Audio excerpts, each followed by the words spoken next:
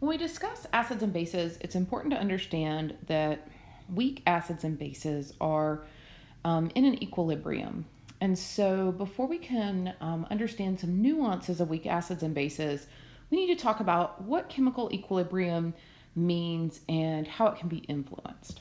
So, when we talk about chemical equilibrium, all we really mean here is that the rate of the forward reaction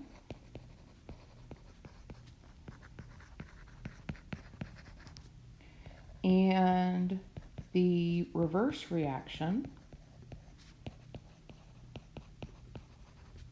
equal each other. Now, rate just refers to the speed of the reaction.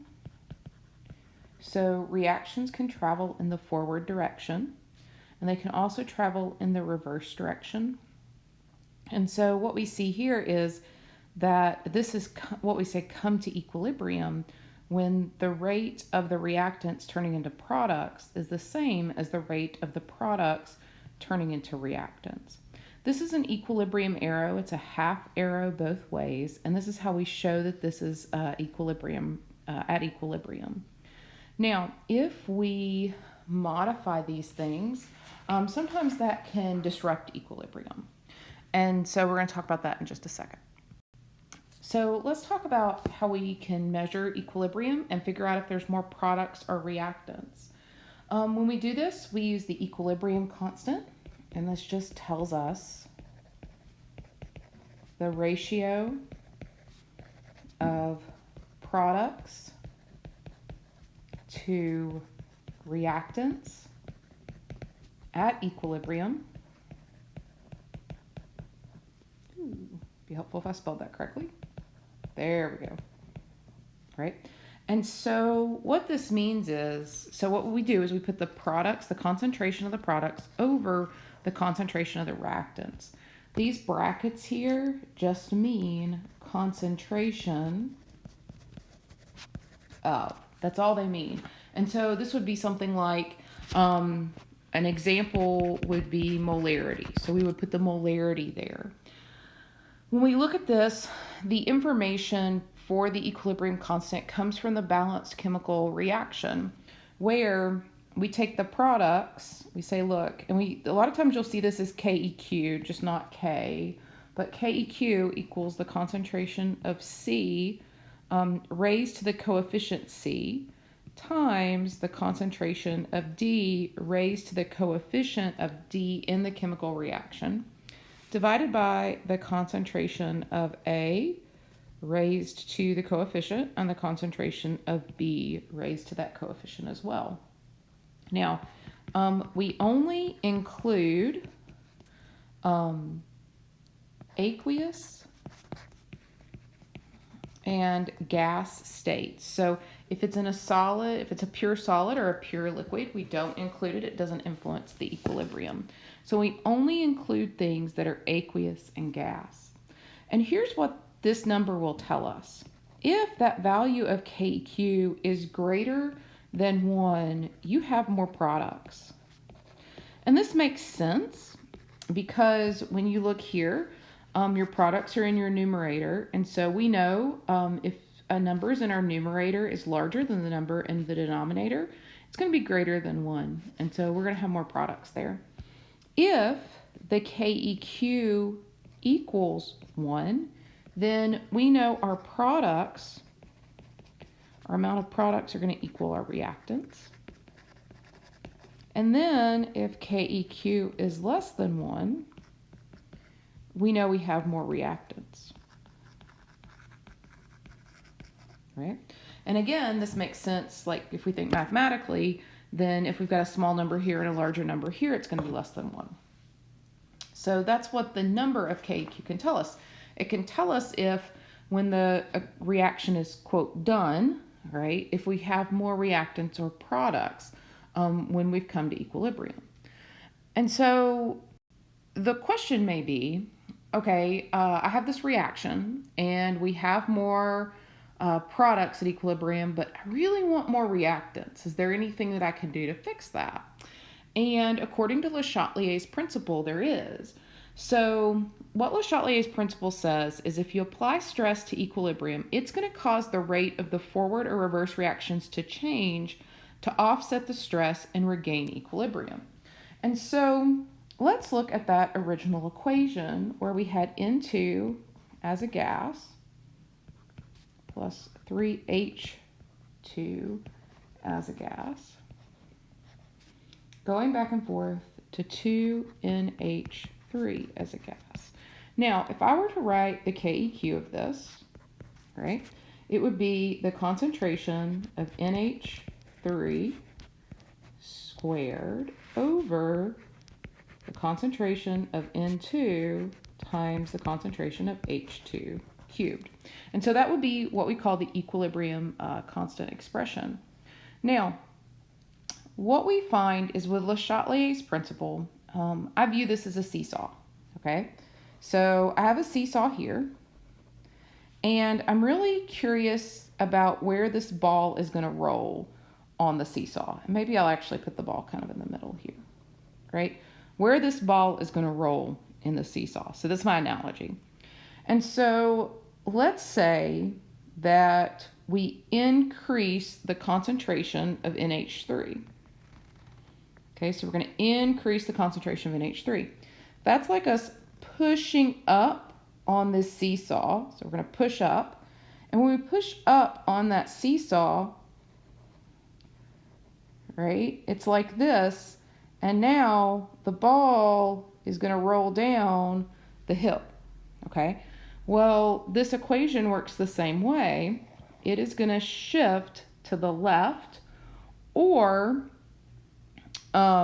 towards the reactants. And so what we see here is if we increase the concentration of NH3, right, the reaction shifts left or toward the reactants, forming more hydrogen gas and nitrogen gas, okay? And so we can disrupt this equilibrium in such a way that we can form more of these reactants. And so now what you may say is, okay, well, is there a way that we can get the reaction to shift this way, right, towards the products? You can. So I'm going to do this so I'm going to draw another seesaw here, right? And I am going to decrease the amount of NH3, okay? And so when I decrease the amount of NH3, it's like pushing down on the seesaw here. What you see is that seesaw tilts, and that ball is going to roll to the right. Well, the same thing happens here. It shifts to the right.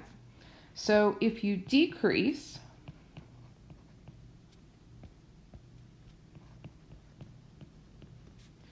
the amount of NH3, right, the reaction shifts to the right or toward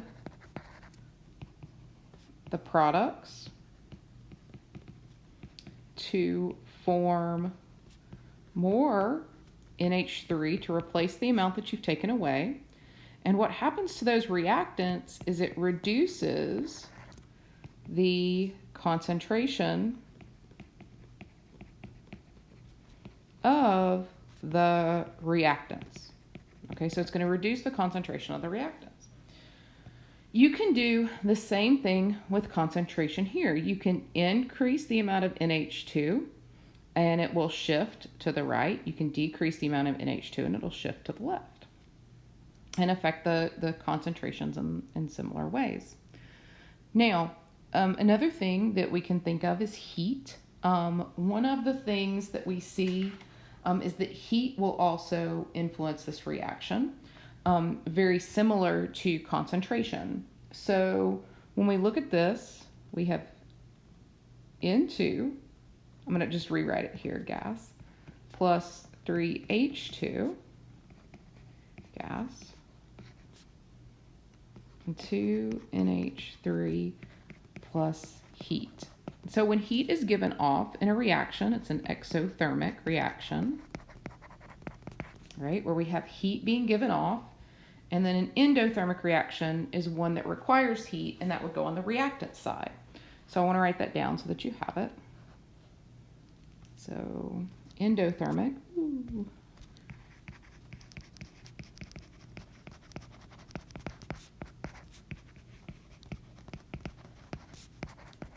Requires heat, and then heat would go on the reactant side.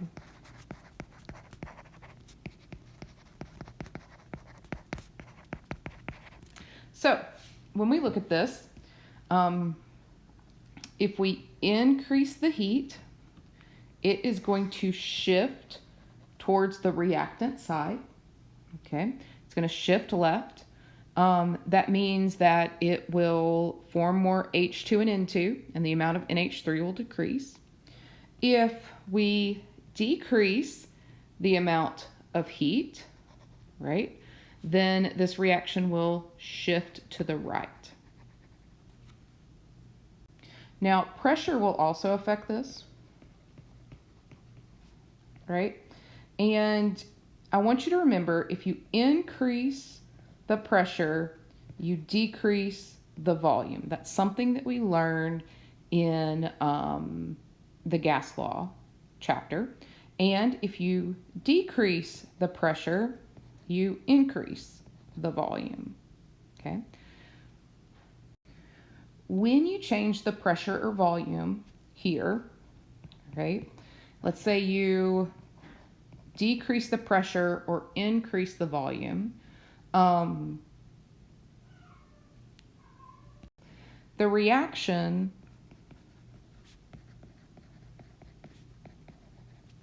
shifts to the side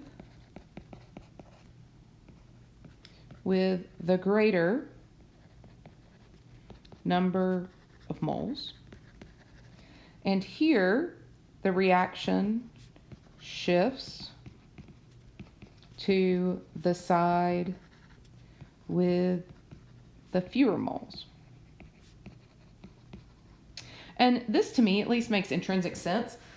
If we don't have as much volume, we need less moles, right? So when we look at this, we have N2 gas plus 3H2 gas. Goes back and forth to 2NH3 gas. And now we're just interested in gas here. And so when you look at this, you look at the coefficients here. There's 2 moles here, and there's 1 mole and 3 moles. So there's 4 moles of gas here on the reactant side. So if you increase the pressure, what you're going to see is it's going to shift to the right or toward your products, right? Because there are fewer moles. Now, that's just in this example. You have to look at every example. And then vice versa, if we were to decrease the pressure, it's going to shift to the reactant side because there's a greater number of moles over here. So that's something that you want to be aware of.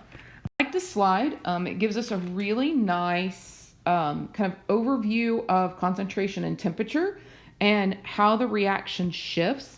I know some people learn best through tables, and I know some people learn best through examples, and there's just a lot of different ways that you learn, so I like to present a lot of different ways. And of course, we'll go over this in class too. I love applications, right? And Le Chatelier's principle really comes in when we talk about hyperventilation. So when we look at one of the substances in your body, it's CO2. You know, you exhale this. And a person who hyperventilates is going to be breathing rapidly, and they're going to expel too much CO2 from their lungs. And what happens here is we have this entity here, and this to us screams acid, right? It's the hydronium ion. It's kind of what we define acids as. And so due to Le Chatelier's principle, right, we're breathing out all that CO2, so we're decreasing our concentration. And so when we decrease our concentration of CO2, it's going to shift to the left, and that removes the acid, and it raises the pH. And that's not good for your body. Your body exists in this kind of homeostasis where you don't want the pH to vary very much. The pH of your blood, for example, stays right around 7.35 to 7.45. That's blood, right? And so this is called respiratory alkalosis. Alkali or alkaloid is another word for base, so that's got the same prefix there. And so this makes your blood more basic, which is not healthy. And we reverse this by having somebody breathe into a paper bag. And so if you've ever seen somebody hyperventilate and they're breathing into a paper bag, what that's trying to do is increase the amount of CO2 to shift this back over so that their blood doesn't get too basic and they pass out. Now, there's also another thing that we can see. So most of us have heard about people hyperventilating, but personally, I don't hear much about people who hypoventilate. So I have the definition of homeostasis here. I mentioned it in the previous slide, so I have it here for you. But a person who hypoventilates causes CO2 gas to build up in their bloodstream. And that buildup of CO2, right? So we're increasing our CO2, and it's going to shift to the right. Now, I don't love that arrow pushing down, so I'm going to make my own arrow. We're going to increase CO2, and it's going to shift to the right. And now all of a sudden you've got this guy, and that guy's screaming acid, and this is respiratory acidosis.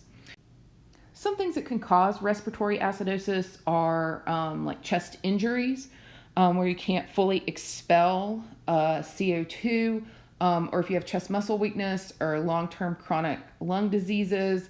These are just a few causes of that in case you're curious as to how that would happen.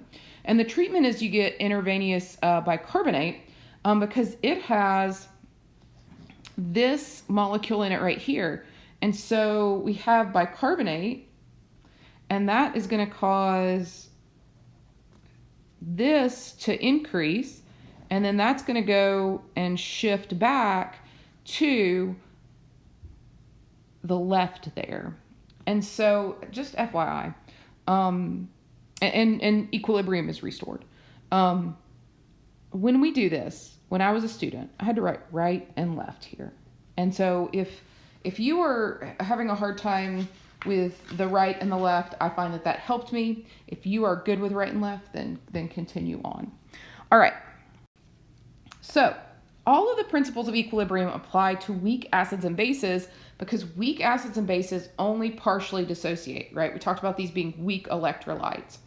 And so that means they establish an equilibrium in aqueous solution.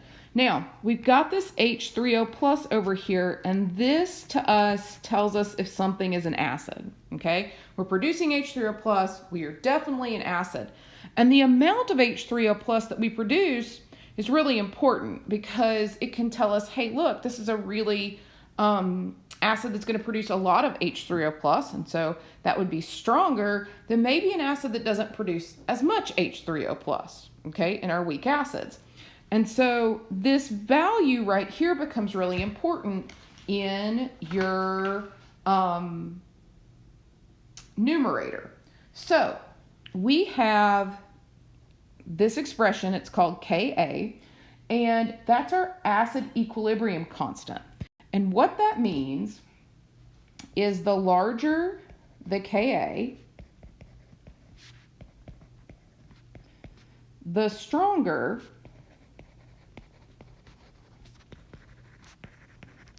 the acid, right? So the larger the Ka, the stronger the acid, because we have more H3O plus in our products, okay?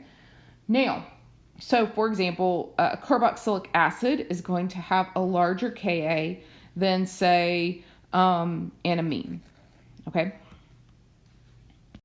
So that means you would form more H3O plus over here. Now, these numbers tend to be very large, so let's look at those here. We can see here, very small. I said very large, but they can be very small. So we see here the hydrogen sulfate ion, the Ka is 1 times 10 to the negative second. And then if we see here, here's that carboxylic acid functional group. It's 1.75 times 10 to the negative fifth. And then we see that ammonium ion, and it's 6.3 times 10 to the negative 10th. And so what we find is that as you get to a larger Ka, we're increasing Ka strength this way, you end up with a stronger acid.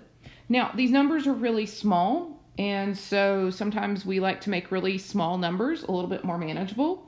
So the way we do that is we take the log of them. And so when we take the log of the Ka, that becomes the pKa, and that just is the negative log of the Ka. And when we do this, all of a sudden the numbers will become, like I said, much more manageable.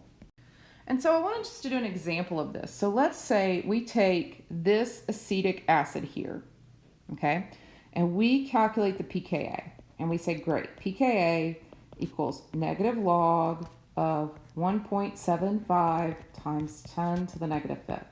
Now, the way I have to do this in my calculator is I put this in first, then I hit the log button, and then I have to take, it'll give me a negative number, and then I have to take the negative of a negative, which will give us a positive number.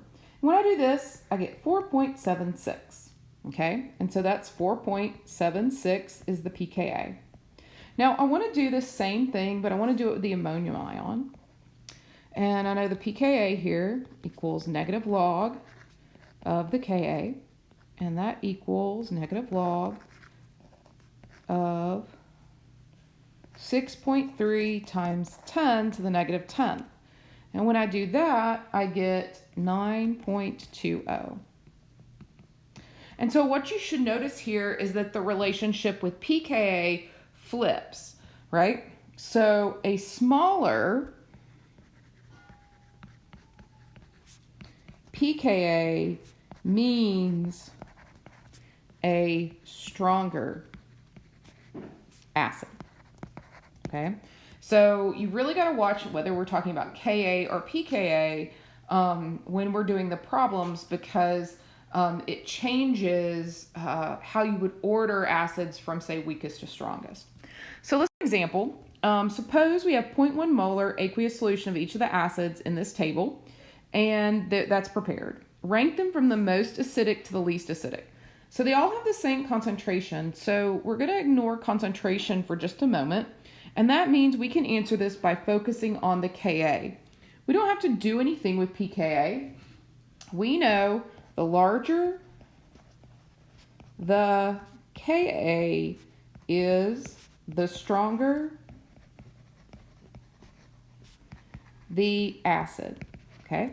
So I'm going to look and find the largest Ka here. So I've got -5, -8, -5, so those are smaller. And then we've got -4, -4, -4. So those are going to be the larger numbers. And when we look at this, we see we have 6.8 times 10 to the -4 right here with hydrofluoric acid. So this is, we're going from most acidic to least acidic. So HF is the most acidic, right? And so we're going to do the greater than sign there to say, hey, look, HF is going to be more acidic than anything that follows. So we have finished up here with HF. So I'm going to check that off just so I don't have to worry about it. Now, we're going to look for the next largest one. When we look for the next largest one, that is this 4.0 times 10 to the -4th down here at the bottom. And that tells us that's nitrous acid. So nitrous acid, which is HNO2, is next. So that one's done. Then we come up here and we've got formic acid, which is HCOOH is next. And that one's done. And then we know negative fifth, so is larger than negative eighth. And so we'd have CH3COOH, and that is done. And then the last one is the hypochlorous acid, which is HClO. All right, so in this screencast, we have talked about equilibrium, and then we have looked at an weak acid equilibrium, the Ka, as well as the pKa. If you have any questions, please feel free to stop by my office and ask.